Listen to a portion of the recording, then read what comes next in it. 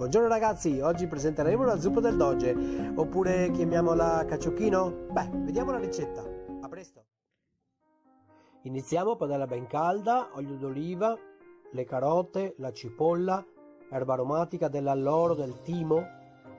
Andiamo a scaldare a fuoco ben vivace e facciamo rosolare il nostro pesce.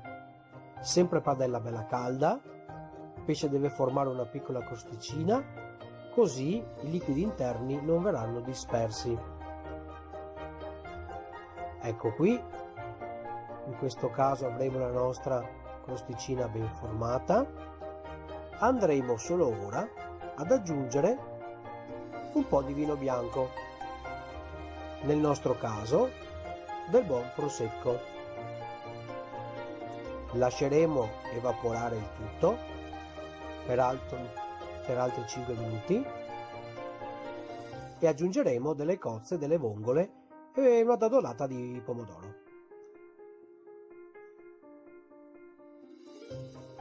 Ecco, adesso aggiungeremo un po' di salsa pomodoro, sempre di buona qualità, non molta.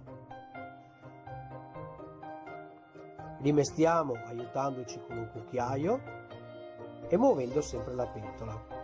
Ecco, il nostro caciucco, la nostra zuppa del doge è pronta. La serviamo con dei crostoni di pane abbrustoliti e buon appetito!